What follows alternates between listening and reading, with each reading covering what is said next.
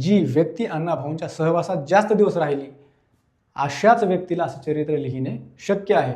अशी व्यक्ती म्हणजे शंकर भाऊ होय. शंकर भाऊ अण्णाभाऊंच्या सहवासात 30 वर्ष राहिले. अण्णाभाऊंना त्यांनी जवळून पाहिले, त्यांच्या सुखदुःखात सहभागी झालेले, म्हणून त्यांना अण्णाभाऊंचे चरित्र लिहिण्याचा अनेकांनी आग्रह धरला.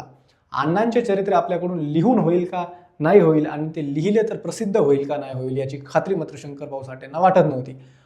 परंतु तरीही अण्णाभाऊंवरील प्रेमापोटी त्यांनी लिखाणाला आरंभ केला. चिकाटीने लिखाण सुरू ठेवले, कालांतराने पूर्णही केले.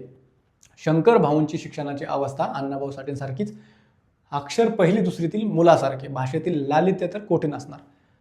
त्यांचा काही भाषेचा व्यासंग नाही, म्हणून जमेल तसे आपल्या भाषेत सर्व चरित्रे लिहून काढले. हे चरित्र वाचताना याचा अनुभव आपल्याला यापुढे येईलच.